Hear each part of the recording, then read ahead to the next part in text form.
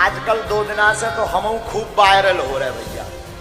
हाँ 2 दिन हो गवा लगे वायरल पे वायरल। अरे का कहना भाई, हमारे जलवा हो गए भैया। हम ऑल लाइफ ऐसी गलती करते रहेंगे तुम्हारी ठठनी।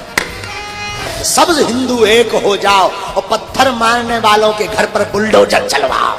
दोस्तों आज के इस वीडियो में हम बात करने वाले हैं वर्तमान में पूरे भारत में चर्चा का विषय बने हुए धीरेंद्र शास्त्री के बारे में। धीरेंद्र शास्त्री बागेश्वर धाम महाराज के नाम से लोकप्रिय हैं। वे दरबार लगाकर लोगों की समस्याएं सुनते हैं और कथित तौर पर पर्चे पर लिखकर समाधान भी बताते हैं। धीरेंद्र कृष्ण शास्त्री का जन्म 4 जुलाई 1996 को मध्य प्रदेश राज्य के छतरपुर जिले के गड़ा गांव में हुआ। ये एक सामान्य गरीब परिवार से ताल्लुक़ रखते हैं और इनके पिता का नाम राम कृपाल गर्ग है और इनकी माताजी का नाम सरोज गर्ग है।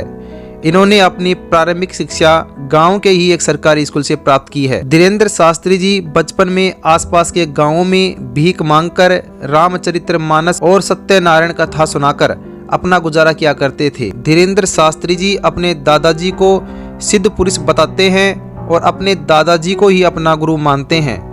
धीरेंद्र शास्त्री 9 साल की उम्र से ही अपने दादाजी के साथ मंदिर जाने लगे थे। वर्तमान में धीरेंद्र शास्त्री जी एक पीठाधीश्वर और बागेश्वर धाम सरकार के प्रमुख के रूप में सेवा कर रहे हैं। बागेश्वर धाम छतरपुर जिले में भगवान हनुमान जी को समर्पित एक हिंदू तीर्थ स्थल है।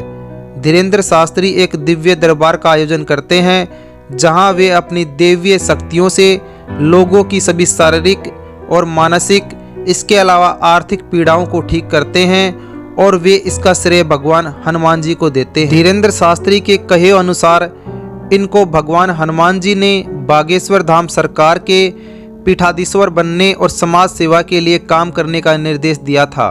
धीरेंद्र शास्त्री के अनुसार न ही वो किसी देवता के अवतार हैं और न ही कोई तांत्रिक हैं। वे केवल एक साधारण इंसान हैं जिनके पास हनुमान जी और सन्यासी बाबा के आशीर्वाद से सिद्धियां प्राप्त हुई हैं। इन्हीं सिद्धियों से वे जन कल्याण और मानव सेवा कर रहे हैं। अब बात करते हैं धीरेंद्र शास्त्री जी की निजी संपत्ति की। तो दोस्तों निजी संपत्ति के रूप में इनके पास केवल एक मोटरसाइकिल है।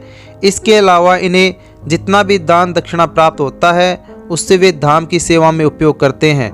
धाम में आया हुआ दान मंदिर में विस्तार में जन कल्याण कार्य जैसे कन्याओं का विवाह, रोगों के निदान के लिए और अन्य पूर्णा भंडार में लगाया जाता है। बागेश्वर धाम के धीरेंद्र शास्त्री जी इन दिनों चर्चा का विषय बने हुए हैं। शास्त्री जी सुर्खियों में तब आए जब नागपुर महाराष्ट्र की अखिल भारतीय अंधश्रद्धा निर्मूलन समिति के श्याम मानव नाम के एक व्यक्ति ने उन्हें दिव्य दरबार में चुनौती दी और उनकी आध्यात्मिक शक्तियों पर सवाल उठाया। इसके अलावा श्याम मानव ने धीरेंद्र शास्त्री पर अंधविश्वास को बढ़ावा देने का आरोप भी लगाया। जब मीडिया और समाचार पत्रों में यह विवाद शुरू हुआ तो धीरेंद्र शास्त्री जी ने श्याम मानव को अपने दिव्य दरबार में आमंत्रित किया और वह जो भी जानना चाहते हैं उनसे पूछने के लिए कहा गया। 25 जनवरी 2023 को नागपुर महाराष्ट्र पुलिस ने धीरेंद्र शास्त्री जी को नागपुर में उनके सार्वजनिक कार्यक्रमों में अंधविश्वासी गतिविधियों को बढ़ावा देने के आरोप में क्लीन चिट दे दी।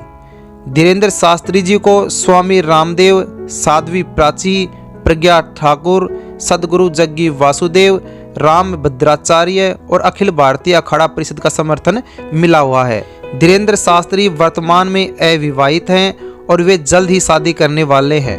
इस बात की घोषणा उन्होंने स्वयं अपने दिव्य दरबार में की।